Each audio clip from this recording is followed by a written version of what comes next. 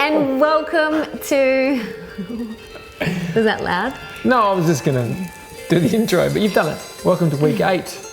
Welcome to week 8 of our pregnancy journey. We're so glad you're here.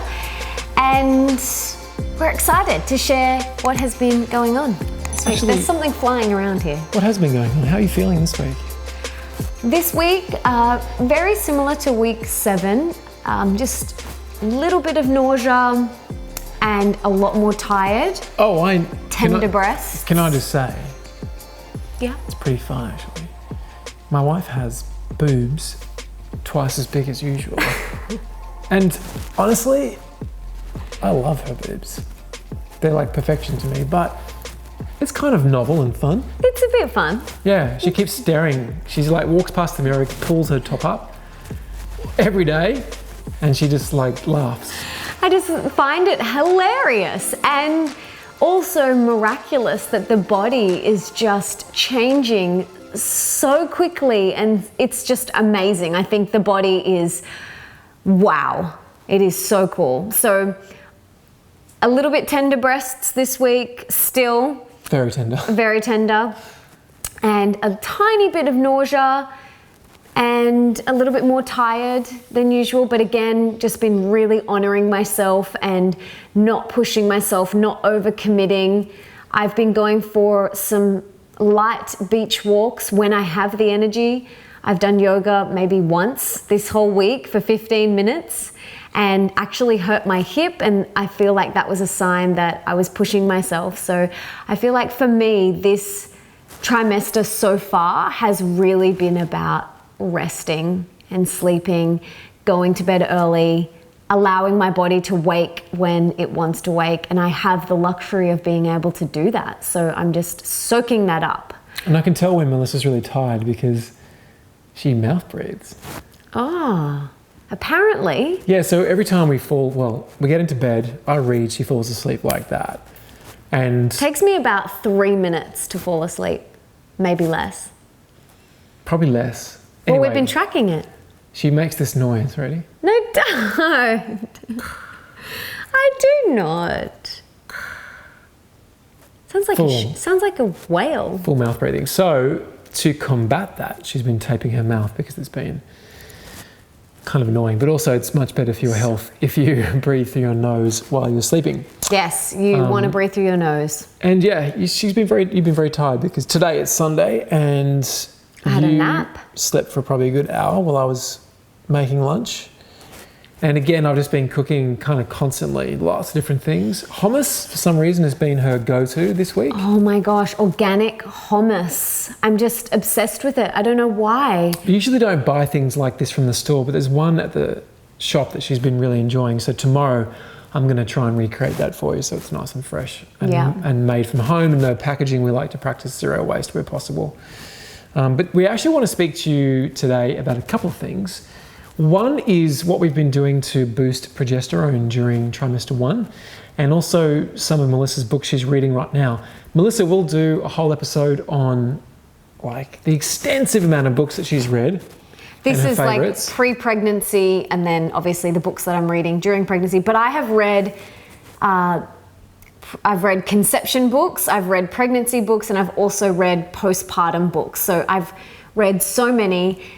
Nick says that this is before we got pregnant, I'm the most educated, well-read, non-pregnant woman he'd ever met. Well, plus on her podcast, she gets to interview amazing people. So kind of using that for her own research and interviewing all these superstars, which is a lot of fun. So let's talk about progesterone. Okay, so progesterone is something which we've been tracking because we've been working very closely with Dr. Stephen Cabral and Dr. Afrouz Demeri, who we've become really good friends with. She was actually on my podcast. I'll link to the episode below. She has an incredible program called Trimester 0. So she is all about getting couples ready before they even conceive, which is so important to remove all the toxins from your body, from your home, before you even think about conception. So I'll link to the episode and I'll link to her incredible program below.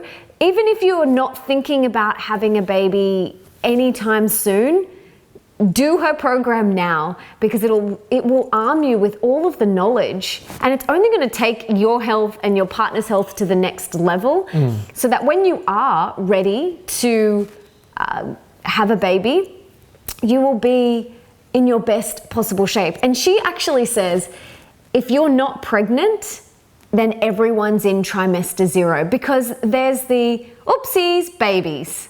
And we don't know when the oopsie babies are happening or going to happen. So every single female is in trimester 0 for, maybe that oopsie doops baby. The oopsie doops but amazing baby. I think we mentioned in the week 5 video when we first announced that we're pregnant, we mentioned that it had taken a little while for Melissa to conceive. And as a result of that, we were testing progesterone relatively frequently because we wanted to see what was going on. Now, as we said, there was nothing to say there was, anything wrong at all. Everything was fine. Everything was checking out. One thing that was a touch low was progesterone. And then there was higher estrogen. Yeah, not to the point where it would make any issues with getting pregnant. No one was concerned about it, but it was just a bit lower than where you, I guess, put it in the ideal range. I mean, everyone's so unique, right? How can you look at a graph and say, well, that's where you need to be? We don't know. But of course, progesterone is really important in holding a baby, especially those first 12 weeks of trimesters, especially those first 12 weeks in trimester 1. You want that progesterone quite high. So we started supplementing topically with wild yam cream. Do you want to show them? And this was advised from Afrouz and from Dr. Afrouz and Dr. Stephen Cabral. This is Anna's wild yam cream. We're in Australia, of course. You'll have different products over there. There's also a one that you can take as drops I've heard about, which is really good, that Stephen Cabral told us about. Melissa's been basically lathering herself in this because it says, the directions say to put a little bit here and here one day, a little bit inside of your legs the next day.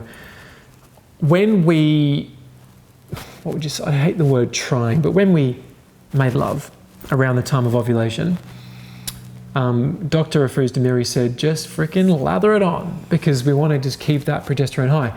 Now, the interesting thing was, it was the first month we actually used this and got pregnant. So I don't know how much of that played a role, but we're using this all the way up until week 12 and her levels have been great. They've actually gone up the last week quite a bit, more so than what would be explained by using this. So her body's naturally doing it anyway. Again, just like we spoke about last week about supplements, this is kind of insurance policy. Yeah, yep. So I've been doing that morning and night, twice a day, as per the guidance from Dr. Afrouz and Dr. Stephen Cabral. So again, please, and I've been doing weekly blood tests to test progesterone and HCG. So I've been doing that weekly. You don't have to do this, but I wanted to do it and Dr. Afrouz wanted me to do it to just make sure that we're keeping the progesterone and the HCG high. So that's why I have been doing it and we're seeing that it's working, so we're going to keep going. You know what's funny about the HCG? They give you this range, right, where it should be each week. And they've got the highest number. Every week, Melissa's been exactly the highest number. Yeah. You noticed that? That's pretty cool. Exactly. Not like one under. Anyway, I thought that was quite interesting. But that also explains the nausea.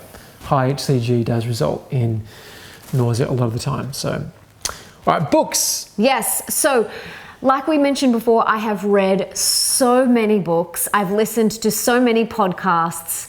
I have watched countless documentaries and videos on YouTube about the beautiful gift of pregnancy and childbirth.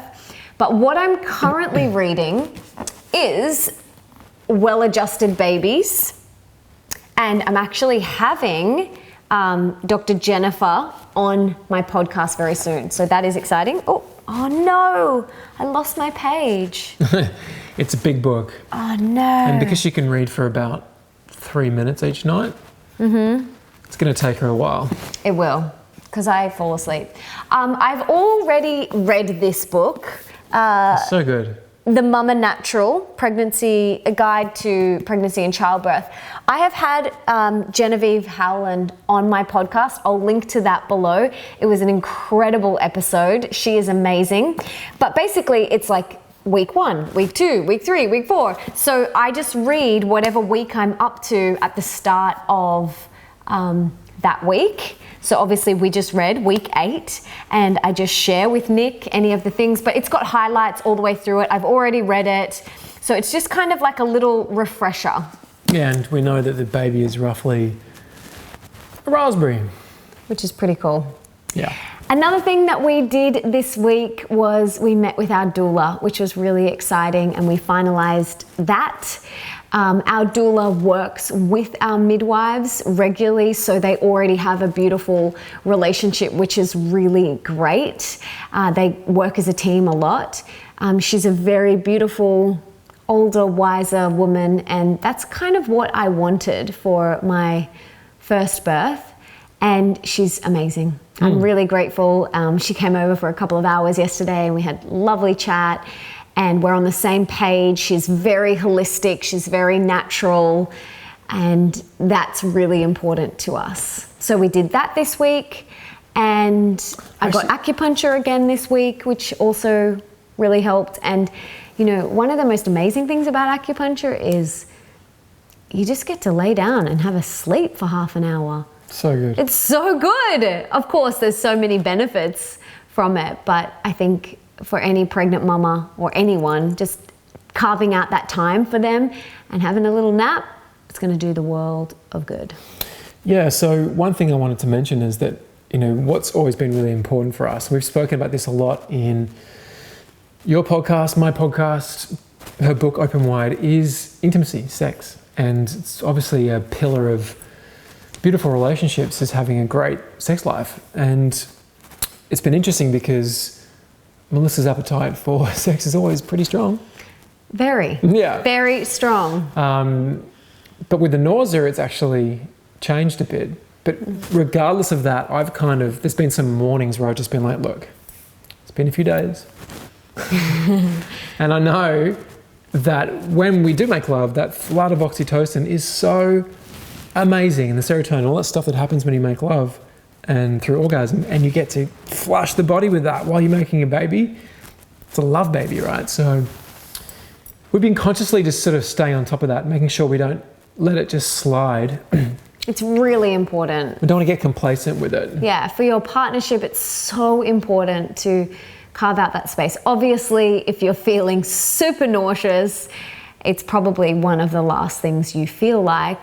But what I have noticed, like during the day is a really good time for me. Like I feel really good. So whenever you notice that you start to feel good, have lovers time then. If you notice that in the evening you're good, have it then. Whatever, just communicate with your partner, practice crystal clear communication, which we talk a lot about, and carve out some space for you guys to have some beautiful time together. It's really important. It's a really important time to be able to go brum, brum, brum, brum, brum. You know what that is? No. The fun bags. Oh my God. Need some time to play with the bigger boobs, right? Okay. Although that you can't even do that because they're so sensitive. So sore. Not that I sit there doing this anyway. I don't know why I even came up with that, but I was just trying to show fun bags. I didn't get it. I don't know if they got it. No? No. No? Okay. No. Anyway, that is week 8. Let's bring that one to a close. Let's do it. it. You know, there's one more thing I want to speak about. Okay. Sleep. Now, we actually both got Oura Rings. Oura, we'll link below. This is purely because, the last sort of 2 months, my sleep's been a bit off. So I've been wanting to track what I'm doing before I go to bed and what's been working, getting me more REM, more deep sleep. But Melissa's sleep has obviously been a bit off because of waking up, snacking, more frequent urination, nausea. So we're actually just keeping an eye on her sleep because you're making a human, you want to rest, right? So the thing with me, and after getting the data, is I'm getting a lot of hours, but a lot of light sleep. So I'm not actually getting a lot of REM or a lot of deep sleep. So this is something that we are going to work on because it's really important. That's when all the restoring and the healing happens. I'm still getting, and it kind of balances out because of the amount of hours I'm asleep, but I'm getting lots of light sleep and not a lot of deep and REM, which is so important. So percentage-wise, it's low. Time-wise, it's about the same as me, but percentage-wise, for her, a number of hours, it's low. So it's just a bit of fun. You don't have to get Oura Rings. We actually have been enjoying getting up in the mornings, looking at our data and having a look at each other's sleeping patterns. It's pretty interesting. It'll tell you how long during the night you were actually awake for. It tells you what time you went to sleep, what time you woke up. It tells you your restfulness. And by the way, there's no restlessness. There's no EMF. There's no Bluetooth, nothing like that. So you don't have to worry about that either. Yeah, it's good fun. So it's a good hack. And then you can just try things out and see if it works. You can try different bedtimes. Does she get better REM or deep sleep by going to bed later? Things like that. You can just play around with simple things because she's not supplementing, she's not doing melatonin or CBD or any of these sorts of things, of course. So I have been smelling lavender and using lavender on my pillow and in my sheets and things like that, and on my pajamas. I'll link to the lavender that I use below. Sorry. Oh. That's the third time I've yawned during this video. Maybe he needs to go to sleep. I've been watching you sleep with it. I think we need to go and have That's a wrap. That's a wrap. Thank you guys. See you next week.